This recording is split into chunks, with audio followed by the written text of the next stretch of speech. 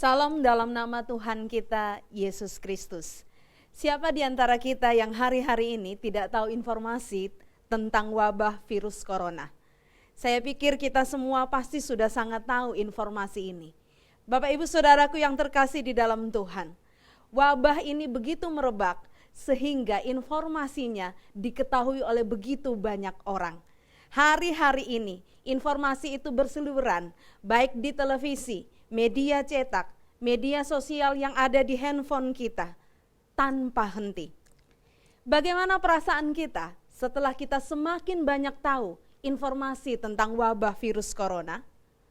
Kebanyakan di antara kita bisa saja mungkin mengalami gejala-gejala psikosomatis.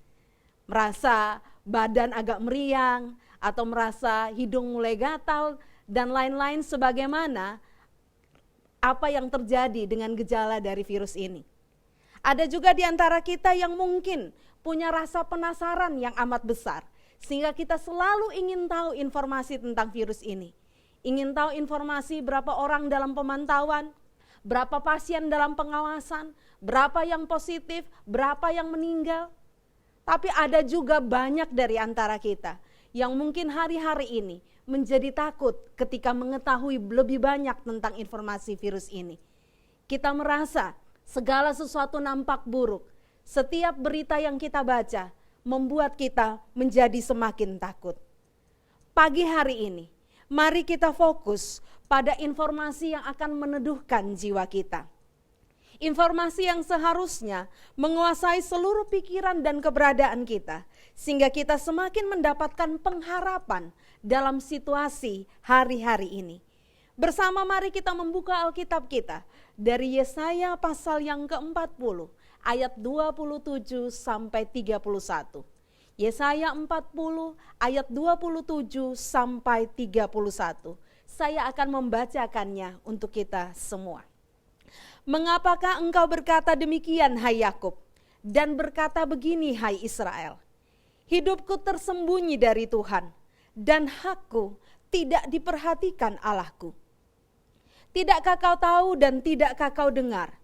Tuhan ialah Allah yang kekal, yang menciptakan bumi dari ujung ke ujung. Ia tidak menjadi lelah dan tidak menjadi lesu, tidak terduga pengertiannya. Dia memberi kekuatan kepada yang lelah dan menambah semangat kepada yang tiada berdaya. Orang-orang muda menjadi lelah dan lesu, dan teruna-teruna jatuh tersandung. Tetapi orang-orang yang menanti-nantikan Tuhan, mereka seumpama Raja Wali yang naik terbang dengan kekuatan sayapnya. Mereka berlari dan tidak menjadi lesu. Mereka berjalan dan tidak menjadi lelah. Bapak Ibu Saudaraku yang terkasih di dalam Yesus Kristus, bagian ini menceritakan tentang keadaan umat Israel ketika mereka berada di dalam pembuangan. Kondisi di pembuangan yang sulit membuat mereka mengalami banyak hal sulit yang mungkin lebih kurang sama dengan apa yang kita alami hari-hari ini. Banyak informasi yang mereka dapatkan secara salah, atau yang hari ini kita bilang itu hoax, dari nabi-nabi yang mengaku bahwa mereka membawa suara Tuhan, tapi sebenarnya mereka adalah nabi-nabi yang palsu. Informasi yang salah, keadaan yang sulit membuat mereka akhirnya juga salah menilai tentang Allah. Di dalam ayat yang ke-27 dari bacaan kita di sana mereka berkata, hidupku tersembunyi dari Tuhan. Dengan demikian mereka tidak mengakui kemahakuasaan Allah. Seolah-olah Allah itu tidak maha tahu, sehingga ada saja hal yang bisa tersembunyi dari hadapannya. Pada bagian selanjutnya dari ayat 27, juga di sana dikatakan, hakku tidak diperhatikan Allahku. Mereka bukan saja meragukan kemahakuasaan Allah, tetapi juga menuduh bahwa Ia adalah Allah yang tidak peduli dengan keadaan manusia. Hari-hari ini, di tengah wabah virus corona yang tidak saja menghantam kondisi tubuh manusia, tetapi juga berdampak pada naiknya dolar, naiknya harga barang, langkanya alat-alat medis yang dibutuhkan, lesunya perekonomian, rawannya keamanan bangsa ini. Adakah kita juga merasa bahwa Allah buta dengan keadaan kita?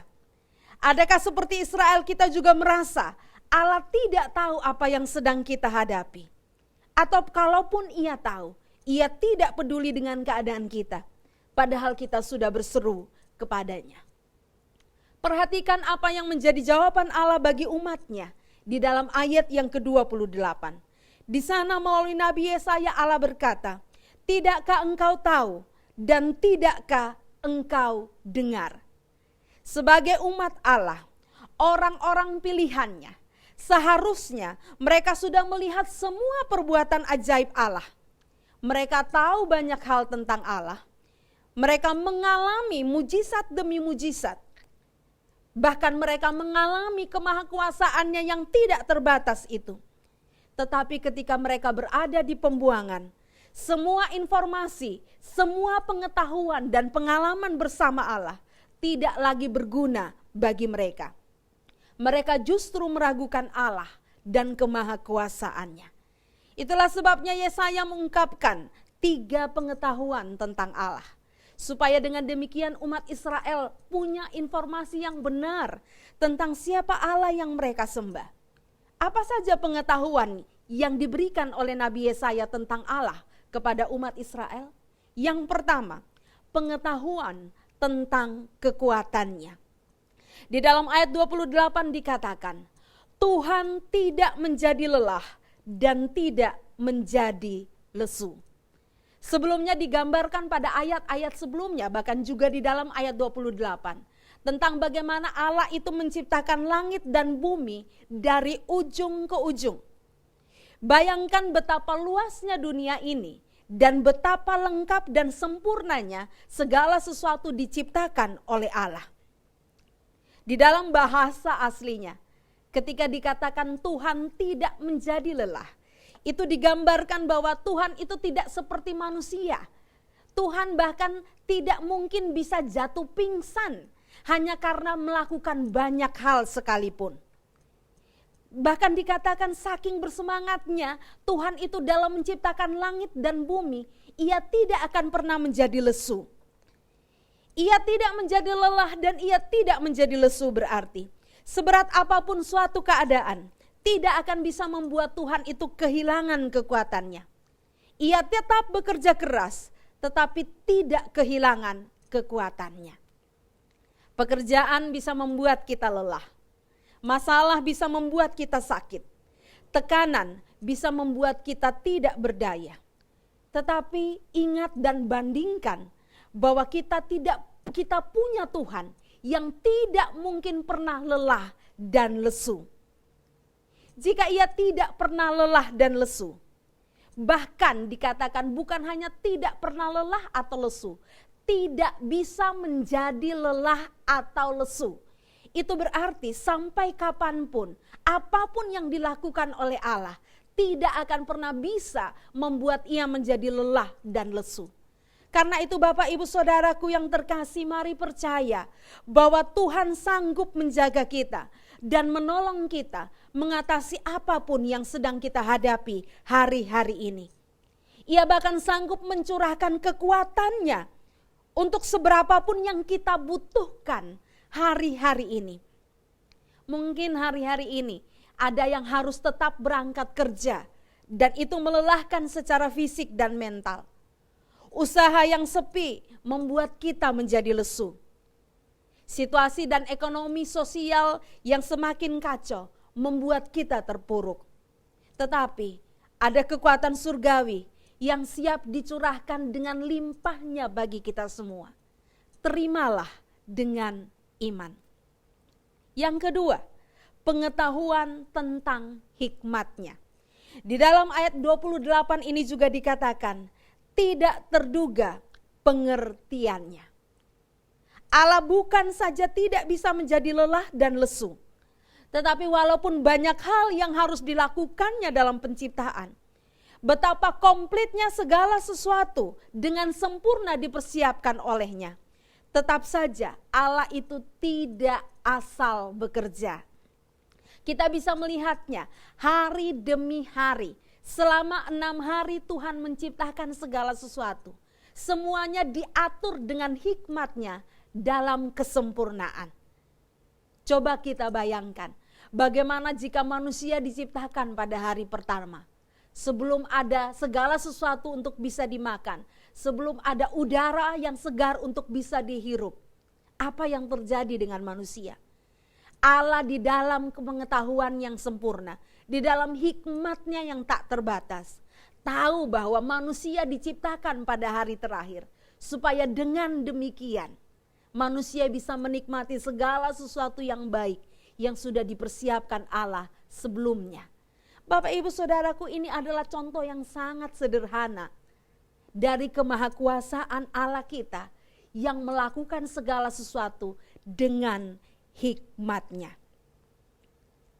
Allah bukan hanya melakukan segala sesuatu dengan sangat berhikmat, tetapi kalau dibandingkan dengan manusia, Alkitab berkata, tidak ada yang bisa menebak pengertian Allah yang sempurna.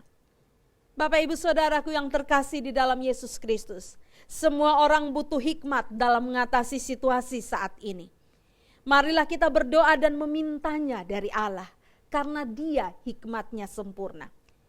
Yakobus pasal 1 ayat yang kelima berkata, tetapi apabila di antara kamu ada yang kekurangan hikmat, hendaklah ia memintakannya kepada Allah yang memberikan kepada semua orang dengan murah hati.